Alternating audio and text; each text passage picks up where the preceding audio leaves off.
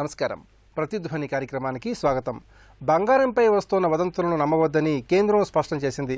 చట్టబద్ధంగా ఎంత బంగారమైనా ప్రజలు కలిగి ఉండవచ్చని వివరణ ఇచ్చింది. వారసత్వంగా వచ్చిన బంగారంతో పాటు వ్యవసాయ ఆదాయంతో కొన్న పసిడిపైన ఎలాంటి పన్ను ఉండదు. అలాగే వివాహితకు 500 గ్రాములు, అవివాహితకు 250 గ్రాములు, పురుషునికి 100 గ్రాములు కలిగి ఉన్నప్పుడు వాటి జోలికి ప్రభుత్వం అస్సలు వెళ్లదు. అంతకుమించి బంగారం, నగలు ఉన్న సక్రమమైన ఆదాయ మార్గాలు చూపిస్తే ఎలాంటి సమస్య ఉండదని కేంద్రం పేర్కొంది. ఆదాయ పన్ను శాఖ దాడుల్లో దొరికిన బంగారమైన పరిమితికి మించి లెక్కలు చూపకపోతేనే పన్నులు, జరిమానాలు ఉంటాయని వెల్లడించింది. ఈ నేపథ్యంలో పసిడిపై ప్రజల్లో ఉన్న అపోహలను తొలగించి అవగాహన పెంచేందుకు ప్రతిధ్వని చర్చను చేపట్టింది. ఈ చర్చలో పాల్గొంటున్న ప్రముఖులు లంకా దినకర్ గారు, ఆర్థిక అంశాల విశ్లేషకులు జి మురళీధర్ గారు, RLP securities senior vice president MVR Sastri గారు, Regal corporate advisors private limited vice president, ఆర్థిక అంశాల విశ్లేషకులు జె వేణుగోపాల్ గారు, జన్మని జనరల్ మేనేజర్.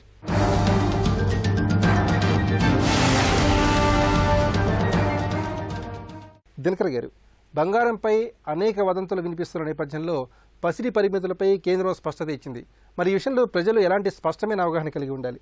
మనం గమనించినట్లయితే ఈ 2 రోజుల నుంచి ముఖ్యంగా మహిళల్లో ఏ అయితే వదంతులు వ్యాపించినాయో బంగారానికి సంబంధించి అనేక రకాలైనటువంటి అపోహలకి దారితీసింది. అయితే వాస్తవ పరిస్థితికి భిన్నంగా ప్రసార మాధ్యమాల్లో రకరకాలుగా ప్రచారం కావడంతో కొంత అన్రెస్ట్ క్రియేట్ కావడానికి అదొక కారణమైంది. అయితే త్వరగా ఆర్థిక శాఖ వారు కూడా తేరుకొని దానికి సంబంధించి కొన్ని వివరణలు ఇవ్వడం జరిగింది. ముఖ్యంగా వివాహిత మహిళలకి 500 గ్రాముల వరకు, అవివాహిత మహిళ అయితే 250 గ్రాముల వరకు, పురుషులు 100 గ్రాముల వరకు ఎటువంటి ఆదాయాన్ని డిక్లేర్ చేసినా చేయకపోయినా కానీ మ్యాక్సిమం అంతవరకు ఉండవచ్చు అనేటటువంటి దానిలో ఒక విషయాన్ని మనకి బయటికి చెప్పడం జరిగింది. ఆదాయ పన్ను పరిమితిలో ఉండి వారు పన్నును కట్టి దాని నుంచి వచ్చినటువంటి సేవింగ్స్తో ఇన్వెస్ట్మెంట్స్కి ఎటువంటి పరిమితి లేదు. అలాగే వారసత్వంగా వచ్చేటటువంటి ఏదైతే బంగారం ఉందో కుటుంబం నేపథ్యంగా దానికి సంబంధించి కూడా వారి ఆర్థిక స్థితిగతులను బట్టి దాని మీద కూడా ఎటువంటి పరిమితులు లేవు. పెళ్లి అయినప్పుడు వారి కుటుంబ సభ్యులు ఆ మహిళకి ఇచ్చేటటువంటి బంగారం ఏదైతే కానుకల రూపంలో ఇస్తారో దానికి సంబంధించి కూడా ఎటువంటి ఆంక్షలు లేవు అని చెప్పడం జరిగింది. అయితే ఇక్కడ లిమిట్ 500 గ్రాములు ఏదైతే అన్నారో దాన్ని కూడా వాస్తవిక కోణంలో చూడవలసినటువంటి అవసరం ఉంది. ఆదాయ పన్ను శాఖ మీద అపోహలు అవసరం లేదు అని కూడా చెప్పవచ్చు. ఎందుకంటే ఒక కేసు 2011లో Ashok Chadha versus income tax officer అని ఢిల్లీకి సంబంధించినటువంటి ఒక కేసులో సెర్చ్ జరిగినప్పుడు వారి ఇంటిలో 906 గ్రాముల బంగారం దొరికినప్పుడు అస్సింగ్ ఆఫీసర్ 500 గ్రాముల వరకు ఎలవబుల్ మీద మీ యొక్క ఆర్థిక స్థితిగతులను చూసినప్పుడు 406 గ్రాములకి సంబంధించి ఎక్స్ప్లెనేషన్ లేదు కాబట్టి ఏ విధమైన సోర్స్తో కొన్నారో దీన్ని నేను ఇన్కమ్గా కలుపుతాను అని అన్నారు ఆయన. ఈ అసెస్సీ ఏం చేశారంటే ఇన్కమ్ ట్యాక్స్ అసెస్సీ ఛాలెంజ్ చేశారు. ఛాలెంజ్ చేసినప్పుడు కోర్టులో వాస్తవాలని పరిశీలించిన పిదప వీరికి 25 సంవత్సరాల క్రితం ఏదైతే వివాహం జరిగిందో అప్పుడు వారి కుటుంబ సభ్యులు ఇచ్చినటువంటి బంగారంతో పాటు ఈ 25 సంవత్సరంలో వారు ఆర్జించినటువంటి ఆదాయంలో అప్పుడు కొంచెం ఇన్వెస్ట్మెంట్ గా గోల్డ్ కొనుక్కున్నటువంటి ఏదైతే ఉందో ఇది మొత్తం కలిపితే 906 గ్రాములు అయ్యింది అని నమ్మి ఎటువంటి ఆదాయాన్ని దీన్ని కలపవలసినటువంటి అవసరం లేదు, ఇది రీజనబుల్ కేసు అని చెప్పి ఆ కేసుని డిస్మిస్ చేసేసి ట్యాక్స్ ఏ విధంగా పడకుండా ఇచ్చినటువంటి తీర్పు. అంటే ఎందుకు దీన్ని ఉటంకించవలసి వచ్చిందంటే 500 గ్రాములు అనగానే కొంత అపోహ మళ్ళీ వచ్చేటటువంటి అవకాశం ఉంది. 500 గ్రాములు అనేది ఒక మినిమం పారామీటర్ మాత్రమే. మీరు గనక రీజనబుల్ వేలో గనక వారికి సమాచారం ఇచ్చి సాటిస్ఫై చేయగలిగితే ఇప్పుడు అంతకు మించిన దానిలో కూడా ఎటువంటి ఇబ్బంది లేదు అనేది సుస్పష్టం. మురళీధర్ గారు, భారతీయ మహిళలు బంగారు నగలంటే ఎంతో ఆసక్తి కనబరుస్తారు. ముఖ్యంగా ఆడపిల్లలకు అనేక సందర్భాల్లో బంగారాన్ని కొనుగోలు చేస్తుంటారు. అలాగే కుటుంబాలకు కూడా బంగారు ఆభరణాలు వారసత్వంగా సంక్రమిస్తుంటాయి. మరి ఈ పరిస్థితుల్లో కేంద్ర ప్రభుత్వం మహిళల ఆభరణాల విషయంలో ఎలాంటి స్పష్టమైన వివరణ ఇచ్చింది? ఏదైతే బంగారాన్ని మనం పెట్టుకున్నామో ఆ బంగారం ఎక్కడి నుంచి సంక్రమించింది అనేది మనం ఒక రికార్డ్ మెయింటైన్ చేసుకుని మనం కనుక అధికారులకు చూపించినట్లయితే మనకి ఎంత బంగారం మనం పెట్టుకున్నా కూడా ఎలాంటి బాధ లేదు. అయితే అది చాలా క్లియర్గా స్పష్టమైన ఇది ఇచ్చారు. మీరు ఎన్ని టన్నులన్నా పెట్టుకోండి కానీ దానికి రికార్డ్ చూపించండి అనేది స్పష్టత ఇచ్చారనమాట. అయితే ఈ విషయంలో ఎలాంటి ఆందోళన పడవలసిన అవసరం లేదు. మనము రేట్ చూసుకుంటే ఇదే గత సంవత్సరం ఇదే నెలలో 24,000 ఉంది. 24,000 నుంచి జూలై కలిసి 32,000 ఉంది. అంటే బంగారం అనేది ఒడిదొడుకులు విపరీతంగా కనపడుతుంది. అది అంతర్జాతీయ ప్రభావం వల్ల ఒడిదొడుకులు ఉందే తప్పించి దీని ప్రభావం ఏమాత్రం లేదు. కాబట్టి ఇప్పుడు మనమేదో కంగారు పడిపోయి బంగారాన్ని కొనడం మానవలసిన అవసరం అయితే లేదు. మనకి ఏమాత్రం అవసరం ఉందో అంతమంతం మనం బంగారం మనం కొనుక్కోవచ్చు. అయితే కేంద్ర ప్రధానమంత్రి గారి యొక్క మెయిన్ ఇదేంటంటే ఎసెట్ ఏదైతే ఉందో అది మనకి పనికి రావాలి. అంటే బంగారంలో పెట్టుబడి పెట్టినంత మాత్రాన అది దేశ పురోగతికి ఏమాత్రం పనికి వస్తుంది అనేది తెలీదు. అందుకే ఇదివరకు మనకి గోల్డ్ మానిటరైజేషన్ స్కీమ్ కూడా ఒకటి అనౌన్స్ చేశారు. దాంట్లో మన దగ్గర ఏదైతే బంగారం ఉందో ఆ బంగారం 2% వడ్డీ ఇస్తామని కూడా అన్నారు. దీని యొక్క మెయిన్ ఉద్దేశం ఏంటి అని అంటే ప్రొడక్టివిటీ అనేది పెంచాలి. మన యొక్క ఆర్థిక వ్యవస్థని మనం FIIs మీద డిపెండ్ కాకోకుండా మన యొక్క ఆర్థిక వ్యవస్థని మనమే బలోపేతం చేసుకోవాలని అన్న ఒక తప్పనే తప్పించి దీనివల్ల మహిళలకు కానీ బాలలకు కానీ ఎవరికి ఎలాంటి ఇది కూడా లేనే లేదు. శాస్త్రి గారు, ఆదాయ పన్ను చట్టంలో కేంద్ర ప్రభుత్వం కొన్ని సవరణలు చేసింది. మరి ఈ సవరణలు బంగారం విషయంలో వదంతులు వ్యాపించడానికి ఏ విధంగా కారణమయ్యాయంటారు? భారతీయ పౌరులందరికీ బంగారంతో ఒక అవినాభావ సంబంధం ఉంది తరతరాలుగా. లేటెస్ట్ మోర్గాన్ స్టాన్లీ వాళ్ళ రిపోర్ట్స్ ప్రకారం మొన్న జూన్ 2016 ఆ టైంలో ఇచ్చిన ప్రకారం సంవత్సరానికి భారతదేశంలో 700 నుంచి 800 టన్నుల బంగారం దిగుమతి అవుతుంది. విచ్ ఇస్ ఈక్వలెంట్ అప్రాక్సిమేట్గా 1,25,000 కోట్లు బంగారం అంత దిగుమతి అవుతుంది. అంతవరకు ఆభరణాల రూపంలో మారడం కానీ వేరే విధంగా ఇప్పుడు గవర్నమెంట్ అనుకున్నట్టుగా బంగారపు కడ్డీల రూపంలో కానీ మారడం జరుగుతుంది. యాజ్ ఆన్ డేట్ అప్రాక్సిమేట్గా 15,000 నుంచి 20,000 టన్నుల బంగారం ఇండియాలో ఉన్నట్టుగా అంచనాలు ఇస్తున్నారు. అది దాదాపు వరల్డ్ గోల్డ్ స్టాక్లో 13% అని ఎస్టిమేట్ చేశారు. ఇప్పుడు యావరేజ్ కాస్ట్ తీసుకుంటే అది 40 లక్షల కోట్ల బంగారం వాల్యూ ఈక్వల్. సో ఇంత బంగారం నిజంగా సెంట్రల్ గవర్నమెంట్ అకౌంట్స్లో కానీ ఇన్కమ్ ట్యాక్స్ పరంగా కానీ ఇంత అకౌంట్ ఫర్ అయిందా లేదా అనేది ఎవరికి స్పష్టత లేదు. ఇందాక మురళీధర్ గారు చెప్పినట్టుగా ఇంత బంగారం ఉన్నప్పుడు ఆ బంగారాన్ని మనం ప్రొడక్టివిటీ పర్పస్ తీసుకురావడానికి ఒక గోల్డ్ బాండ్ స్కీమ్ డిక్లేర్ చేసింది గవర్నమెంట్. దాంతో పెద్ద ఫలితాన్ని ఇవ్వలేదు. దాని తర్వాత ఇన్కమ్ డిక్లరేషన్ స్కీమ్ తీసుకొచ్చింది. దాంట్లో కూడా పెద్ద ఫలితాలు రాలేదు. సో లేటెస్ట్గా ఈ బ్లాక్ మనీ ఈ ఇష్యూ వచ్చినప్పుడు మొన్న income tax rules 1961 IT act ప్రకారం 115B సెక్షన్ దాని ప్రకారం గవర్నమెంట్ ఫైనాన్స్ మినిస్టర్ గారు జైట్లీ చెప్పింది ఏంటంటే ఇప్పటి వరకు డిక్లేర్ చేసిన దాంట్లో ఏమన్నా ఉంటే కనుక 50%, ఒకవేళ అప్రకటిత ధనము కానీ బంగారము కానీ వెండి కానీ ఇతర ఆస్తులు కానీ ఇవన్నీ కూడా ఇంక్లూడ్ చేశారు. ఒక బంగారాన్నే ఇంక్లూడ్ చేయలేదు. వీటన్నిటిలో ఏమన్నా అప్రకటితంగా ఉంటే గనక సక్రమ మార్గాల్లో సంపాదించింది కాకుండా ఉంటే లెక్కల్లో చూపించినది కానీ ఉంటే గనక దాని మీద 60% ట్యాక్స్ వేస్తాము, 25% సర్చార్జ్ ప్లస్ సెస్లు అన్నీ కలిపి దాదాపు 85% దాకా కట్టాల్సి వస్తుంది. And over a period of time ఇంకా డిక్లేర్ చేయని ఉంటే కనుక దాని మీద 200% పెనాల్టీ కూడా ఇంపోజ్ చేస్తామని ప్రకటించారు. కానీ దాని మీద ఆ పరిమితుల మీద స్పష్టత రాకపోవడంతో సామాన్య ప్రజానీకం నుంచి అందరికీ ఒక విధమైన అపోహలు వదంతులు ఎలా బయలుదేరాయంటే మన ఇంట్లో ఉన్న బంగారాన్ని జప్తు చేస్తారు గవర్నమెంట్, లేకపోతే లాకర్లలో ఉన్న బంగారాన్ని సీజ్ చేస్తారు, లేకపోతే రేపొద్దున అసలు మన ఇంట్లో ఉన్న బంగారమే లెక్కల ప్రకారం చూపించలేదా అని కూడా వాళ్ళకి అనుమానం మొదలైంది. ఎందుకంటే అది ఇన్కమ్ ట్యాక్స్ లెక్కల ప్రకారం వాళ్ళు దాన్ని డిక్లేర్ చేశారా లేదా అనేది వాళ్ళకి తెలియదు, స్పష్టత లేదు. సో ఇందాక దినకర్ గారు చెప్పినట్టుగా వివాహితం వాళ్ళకి 500 గ్రాముల బంగారం లిమిట్, అవివాహితం వాళ్ళకి అప్పుడే పుట్టిన బిడ్డతో సహా 250 గ్రాముల బంగారం, ఒక పురుషుడికి 100 గ్రాముల బంగారం వరకు ఇన్కమ్ ట్యాక్స్ లెక్క ప్రకారం వాళ్ళు బంగారం ఉండొచ్చు. కానీ అంతకంటే ఎక్కువ ఉన్నది ఉందా అంటే దానికి బిల్లులు ఉన్నాయా లేదా అంటున్నారు. బిల్లులు అనేది సమస్య కాదు అక్కడ. అది సోర్సెస్, కరెక్ట్ సోర్సెస్ ద్వారా సంపాదించిన బంగారమా కాదా అనేది ఇంపార్టెంట్, కానీ బిల్లులు కాదు. నేను 10 లక్షల బంగారం పెట్టుకొని దానికన్నిటికీ బిల్లులు ఉన్నాయంటే కుదరదు అక్కడ. అది మన ప్రకటిత ఆదాయం నుంచి కొన్నదా లేదా అనేది ఈక్వేట్ చేసుకోవాలి. అలా ఉన్నప్పుడు అది 500 గ్రాములు కానీ 5 కిలోల బంగారం కానీ ఏమాత్రం ఇబ్బంది ఉండదు. ఈ వదంతులన్నీ కేవలం అపోహ మాత్రమే. వేణుగోపాల్ గారు, అక్రమంగా ఆదాయం ద్వారా పొందినటువంటి బంగారంపైనే కేంద్ర ప్రభుత్వం చర్యలు తీసుకునే అవకాశం ఉందంటారా? డెఫినెట్గా అండి. ఎందుకంటే ఇది ఇప్పుడు బంగారం పైన దాడులు లేకపోతే అంటే మనం ఏమంటారు లెక్కలు చూపనే ఆదాయం మీద దాడులు అనేది కొత్త విషయం కాదు. ఆదాయ పన్ను శాఖ రెగ్యులర్ ఇంటర్వల్స్లో చేస్తూనే ఉంటుంది. బట్ దీంట్లో ఏంటంటే పరిగణలో తీసుకోవాల్సిన విషయం ఏంటంటే వరల్డ్ గోల్డ్ కౌన్సిల్ ప్రకారం 18,000 టన్నుల బంగారం భారతీయుల దగ్గర ఉంది. దాంట్లో ఒక 4,000 to 5,000 టన్స్ టెంపుల్స్ దగ్గర ఉండొచ్చు. కేంద్ర ప్రభుత్వ లెక్కల ప్రకారం 20,000 టన్నులు పైబడిన బంగారం మన దేశంలో ఉంది అని చెప్పేసి. సో అంటే ప్రొడక్టివిటీ అంతగా లేకుండా టన్స్ ఆఫ్ గోల్డ్ మనం ప్రతి ఇయర్ కనుక చూస్తే యావరేజ్న లాస్ట్ 1 డికేడ్లో 600 నుంచి 700 టన్నులు బంగారం దిగుమతి చేసుకుంటున్నాం. మన ఇంపోర్ట్ బిల్లు ఎక్కువగా మనం క్రూడ్ ఆయిల్, తర్వాత ఎలక్ట్రానిక్ గూడ్స్, తర్వాత ఇట్లా గోల్డ్కి ఎక్కువ కేటాయింపులు చేయాల్సి వస్తుంది. దానివల్ల కరెంట్ అకౌంట్ ఖాతా లోటు అనేది మనకి ఎక్కువగా ఉంటుంది. దానివల్ల గందరగోళంగా ఉంటుంది ఆర్థిక వ్యవస్థ అని చెప్పేసి ఒక రకమైన ఇది ఉంది. దానికోసం gold monetisation scheme, gold bond fund ఈ రెండు లాంచ్ చేసినప్పటికీ మన దగ్గర అంత మేర అవి ఇంకా success year as of now ఇంకా అవి సక్సెస్ అవ్వలేదని చెప్పాలి. ఎందుకంటే భారతీయుని ఇదిలో అది అంటే బంగారం అనేది ఒక కర్ణుడికి కవచకుండం లాగా సాంప్రదాయాల్లో కలగలిసిపోయిన ఒక అంశంగా బంగారాన్ని చూస్తాము. తర్వాత సెంటిమెంట్, తర్వాత లక్ష్మీదేవిగా పూజిస్తాం. అంటే ఒక్కొక్కళ్ళు ఒక్కొక్క కైండ్ ఆఫ్ దీంతో ఉంటారు కాబట్టి, బంగారం మీద ఒక అభిప్రాయంతో, ఒక పర్సెప్షన్తో ఉంటారు కాబట్టి దీన్ని గవర్నమెంట్ అంచనా వేసినప్పటికీ అనుకున్న బంగారం మార్కెట్లోకి రాలేదు. తర్వాత బాండ్స్ రూపంలో కూడా పెట్టుబడులు పెట్టడం అనేది ఎక్కువ అవ్వలేదు ప్రస్తుతానికి.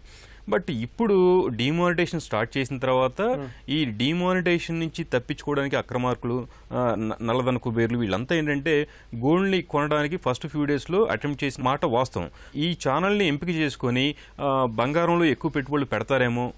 అలాంటప్పుడు ఏంటంటే ఆల్రెడీ ఉంది ఒక గైడ్ లైన్ ఏంటంటే 2 lakhs పాన్ నెంబర్ కంపల్సరీగా 2 lakhs మించిన బంగారాన్ని కనుక ఉంటే పాన్ నెంబర్ డిస్క్లోజ్ చేయాలి చెప్పి ఒక రూల్ ఉన్నప్పటికీ అది ఎంతమంది ఫాలో అవుతున్నారో ఏంటో తెలియదు. బట్ ఈ లాస్ట్ కపుల్ ఆఫ్ డేస్లో ఎక్కువ మంది బంగారంలో పెట్టుబడులు పెట్టారు అనే అంచనాల నేపథ్యంలో మేము దీంట్లో చిన్న మాడిఫికేషన్ అంటే వీళ్ళు చేసింది ఏంటంటే ఎగ్జిస్టింగ్ ఏదైతే కెపాసిటీస్ అంటే ఇండివిజువల్స్కి, వివాహితకి 500 గ్రాములు ఏదైతే ఉన్నాయో అవి ఇంతకుముందున్న లిమిట్సే, కొత్తగా ఏం చేయలేదు.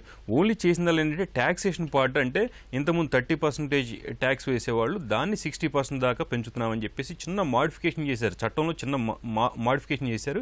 అది లోక్సభలో పాస్ అయింది, రాజ్యసభలో పాస్ అవ్వాల్సింది ఉంది. సో కేంద్ర ప్రభుత్వం తీసుకున్న చర్య ఏంటంటే ఇప్పుడు కరెంటు డిమానిటైజేషన్ యాంగిల్లో వచ్చే నల్లధనం బంగారంలోకి ప్రవహిస్తే అక్కడ కట్టడి చేయడానికి చిన్న యాక్ట్ మాడిఫై చేసింది తప్ప వేరే కొత్తగా ఎలాంటి సవరణలు చేయలేదు అనేది ముఖ్యంగా ప్రజలు అర్థం చేసుకోవాలి. అన్డిస్క్లోజ్డ్ ఏదైతే ఇన్కమ్ ఉందో ఆర్ బ్లాక్ మనీ ఉందో దాని ద్వారా కనుక బంగారం కానీ మిగతా అసెట్స్ కానీ మీరు కూడబెట్టుకుంటే దాని మీద డెఫినెట్గా రైట్ చేసినప్పుడు మీరు సరైన పత్రాలు కనుక చూపించలేని పక్షంలో మీరు కట్టాలి అంటే డెఫినెట్ కట్టాలి. ఇది అంటే ఇప్పుడు బ్లాక్ మనీ రూపంలో కావచ్చు, గోల్డ్ రూపంలో కావచ్చు, వేరే అసెట్స్ రూపంలో కావచ్చు, ఇలా అన్డిస్క్లోజ్డ్ అమౌంట్స్ ఏవైతే ఉన్నాయో అవి వాటిని ఎన్కౌంటర్ చేయడానికి చేపట్టిన చిన్న మాడిఫికేషన్, ట్యాక్స్లో మాడిఫికేషన్ తప్ప ప్రత్యేకంగా ప్రజల్ని ముఖ్యంగా మహిళల్ని ఇబ్బంది పెట్టాలని తీసుకునే నిర్ణయం అయితే కాదని చెప్పేసి మనం భావించాం. దినకర్ గారు, పెద్ద నోట్ల రద్దు తర్వాత మొదటి 2-3 రోజుల్లో నల్లధనం భారీగా బంగారంలోకి మారినట్లుగా స్పష్టమవుతోంది. నవంబర్ 8 తర్వాత జరిగినటువంటి బంగారం లావాదేవీలపై ఆదాయ పన్ను శాఖ ఏ విధంగా దృష్టి సారించే అవకాశం ఉంది? స్పష్టంగా గమనిస్తే ఆ రోజు రాత్రి నవంబర్ 8వ తారీఖు ప్రధానమంత్రి గారు ప్రకటన తర్వాత ఉన్నట్టుండి గోల్డ్ ప్రైస్ కూడా అబ్నార్మల్గా పెరిగింది. ఎందుకు పెరిగింది అని అంటే దానిలో రహస్యం ఏమి లేదు. ఎవరెవరైతే ఈ నల్లధనాన్ని వారు కూడబెట్టుకుని ఉన్నారో పెద్ద నోట్ల మాటన వారు ఇమ్మీడియట్గా ఇక్కడ కంటైనర్లో ఉన్నటువంటి డబ్బు కరగాలంటే తక్కువ పరిణామంలో ఉన్నటువంటి వస్తువు ఏదన్నా కొనాలి. దాన్ని చూసినప్పుడు బంగారము లేకపోతే వజ్రాలు అదర్ ప్రేషియస్ మెటల్ ఏదన్నా ఉంటే దాన్ని వాళ్ళు చూస్ చేసుకోవటం, దాన్ని కొన్నారు అనేటటువంటి ఒక చర్చ బాగా జరిగింది, విస్తృతంగా జరిగింది. దాంతోపాటు ఉన్నట్టుండి గోల్డ్ ప్రైస్ అబ్నార్మల్గా పెరగటం కూడా ఆ పీరియడ్లో చూసేటప్పటికి ఈ అక్రమార్కులు ఎవరైతే ఉన్నారో సాధారణ ధర కన్నా 30% 40% అదనంగా ఇచ్చి కొన్నారు అనేటటువంటి అంశాలు వెలుగులోకి వచ్చినాయి. అయితే దీన్ని ఎప్పుడైతే వీరు ఏ స్ఫూర్తితో అయితే ఈ డిమానిటైజేషన్ ప్రాసెస్ తోటి బ్లాక్ మనీని కర్బ్ చేయాలి అనేటటువంటి ఉద్దేశంతో పెట్టారో ఆ స్పిరిట్ దెబ్బతినేటటువంటి ప్రమాదం కనపడింది దీని మాటన. వెంటనే దీన్ని ఎట్టి పరిస్థితుల్లో కూడా ఉపేక్షించకూడదు అనే ఉద్దేశంతో ఇప్పుడు ఈ గోల్డ్కి సంబంధించినటువంటి అంశం ఏదైతే ట్యాక్స్ ప్రొవిజన్స్ లేటెస్ట్గా ఇంపోజ్ చేస్తామన్నారో ఆల్రెడీ అన్డిస్క్లోజ్డ్ మనీ బులియన్ జ్యువెలరీలు అలాగే partly disclosed money bullion jewellery వాటికి సంబంధించిన అంశాలు ఉన్నాయో అవి పాతవి. ఏదైతే ఈ ట్యాక్స్ ఏది మనం ఆల్రెడీ డిమానిటైజేషన్కి సంబంధించి నోట్లకి సంబంధించి ఎక్స్ప్లెనేషన్ చేయలేని మనీకి ఏ ట్యాక్స్ వేస్తామో అదే విధంగా వేయాలనే ఉద్దేశంతో ట్యాక్స్ రేట్ని పెంచడం జరిగింది.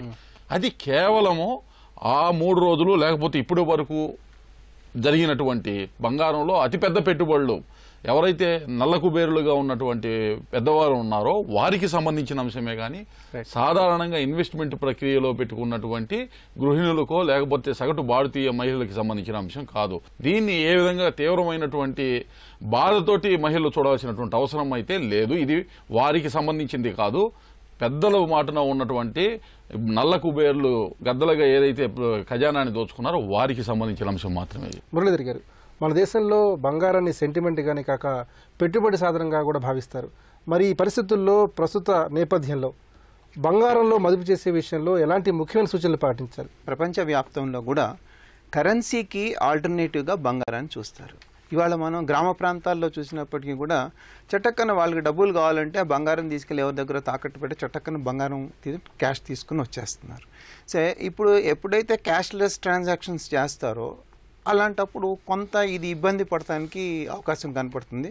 అంటే మొత్తం బ్యాంక్లో డబ్బులు ఉంటేనే మనం కూరగాయలు కొనుక్కోగలుగుతాము, లేకపోతే రైతు బజార్కి వెళ్ళి వాళ్ళు కూడా మళ్ళీ ఏటీఎం కార్డులు స్క్రాప్ చేయాల్సి వస్తుంది, లేదా చిల్లర కొట్టుకి వెళ్ళినా కూడా వాళ్ళు ఏటీఎం కార్డ్ స్క్రాప్ చేయాల్సి వస్తుంది అని అన్నప్పుడు ఈ బంగారానికంటే కూడా మన బ్యాంకులో ఉన్న డబ్బుకి ఎలక్ట్రానిక్ మనీకే ఎక్కువ వాల్యూ ఉంది అనేది ఒక స్పష్టమైన నియమ నిబంధన అనేది వచ్చేస్తుందండి. అయితే ఇంకోటి కూడా ఏంటంటే మామూలుగా మనకి ఆంధ్ర రాష్ట్రంలోనండి, లేదా తెలంగాణలో కానివ్వండి, లేదా సౌత్లో చెన్నైలో కానివ్వండి, బంగారం అంటే మక్కువ చాలా ఎక్కువ ఉంది. ఒక ఇల్లు కట్టాలన్నా, ఒక పెళ్లి చేయాలన్నా కూడా బంగారాన్ని తీసుకొని మనం అప్పు పెట్టి మనం తీసుకొచ్చి చేస్తున్నాం. అలాంటి పరిణామాలు ముందు ఏ రోజైతే క్యాష్ ట్రాన్సాక్షన్స్ అయితే ఎక్కువ ఉండవో అప్పుడు బంగారానికి కొంత ప్రాధాన్యత తగ్గుతుంది అని చెప్పేసి అనిపిస్తుంది. ఎంత మందం అయితే మనకి బంగారం కావాలో అంత మందమే కొనుక్కునేసేసి మిగతావి ఏమంటే వేరే అసెట్స్ క్లాస్లో పెట్టాలి అన్న ఒక నిర్ణయానికి ప్రజలు వచ్చే రీతిలో కనపడుతున్నారు. శాస్త్రి గారు, పెద్ద నోట్ల రద్దు తర్వాత పొదుపు అలాగే పెట్టుబడుల విషయంలో సందిగ్ధత, అనిశ్చితి నెలకొంది. మరి ఎలాంటి చట్టబద్ధమైన మార్గాల ద్వారా ప్రస్తుత పరిస్థితుల్లో ప్రజలంతా పొదుపు మార్గాలు అలాగే పెట్టుబడి మార్గాల్లో దృష్టి పెట్టాల్సిన అవసరం ఉంది? ఈ సందిగ్ధత అనేది పెద్ద నోట్ల రద్దు మూలాన్ని వచ్చిందా కాదా అనేది ఒక అంశం అండి. అది దానికి విధంగా కాకుండా చట్టబద్ధమైన మార్గాల ద్వారా మనం సంపాదించిన సొమ్ముతో ఎప్పుడైనా సరే మనం ఇన్వెస్ట్మెంట్స్ అనేవి బంగారంలో కానీ వెండిలో కానీ ఇన్వెస్ట్మెంట్స్ ఏదైనా సరే పెట్టుకోవడానికి ఏ విధమైన ఇబ్బంది లేదు. అపార్ట్ ఫ్రమ్ దాట్ మనకి ఎప్పుడైనా సరే సక్రమమైన సోర్స్ యాజ్ లాంగ్ యాజ్ మన సోర్స్ ఎస్టాబ్లిష్ చేయగలిగినంత వరకు ఇప్పుడు యాజ్ ఇట్ ఈజ్ భవిష్యత్తులో ఈ గవర్నమెంట్ తీసుకున్న చర్యల మూలంగా సేవింగ్స్ బ్యాంక్ అకౌంట్స్ మీద ఇంట్రెస్ట్ రేట్లు తగ్గే అవకాశం ఉంది. కాబట్టి మ్యూచువల్ ఫండ్స్లో సిస్టమిక్ ఇన్వెస్ట్మెంట్ ప్లాన్స్లో మ్యూచువల్ ఫండ్స్లో ఇన్వెస్ట్మెంట్ చేయడం, ఈక్విటీ లింక్డ్ సేవింగ్స్ స్కీమ్స్లో కొంచెం రాబడి ఎక్కువగా వచ్చేవి, 6% కంటే ఎక్కువ వచ్చేవి. ఆ ఈక్విటీ లింక్డ్ సేవింగ్స్ స్కీమ్స్లో కానీ పబ్లిక్ ప్రావిడెంట్ ఫండ్స్లో కానీ అదర్వైజ్ వేరే క్లాస్ ఆఫ్ ఇన్వెస్ట్మెంట్స్కి వెళ్తే కనుక చట్టబద్ధంగా అన్నీ జరుగుతున్న వాటిల్లో రియల్ ఎస్టేట్ అపార్ట్మెంట్స్ కొనుక్కోవడం కానీ అలాంటి వాటిల్లో కానీ ఇన్వెస్ట్మెంట్ చేసుకున్నా సరే ఏ విధమైన ఇబ్బంది ఉండదు. ఎప్పటికైనా ఇన్వెస్ట్మెంట్స్ అనేవి ఏ క్లాస్ ఆఫ్ ఇన్వెస్ట్మెంట్స్లో చేసుకున్నా సరే source of income is most important. As long as that is established any class of investment is best suited. Venugopal గారు, దేశం క్రమంగా నగదు రహిత ఆర్థిక వ్యవస్థ వైపు అడుగులేస్తోంది. ఈ పరిస్థితుల్లో ప్రజలు ప్రాథమికంగా మౌలికంగా ఎలాంటి ఆర్థిక అంశాలపై అవగాహన పెంచుకోవాలి?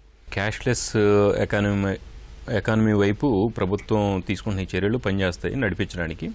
దీంట్లో ఏంటంటే మనం చూస్తే అక్రాస్ గ్లోబ్ కనుక చూస్తే సింగపూర్, మన పక్కనే ఉన్న సింగపూర్ దగ్గర 61% క్యాష్లెస్ ట్రాన్సాక్షన్ చేస్తుంది.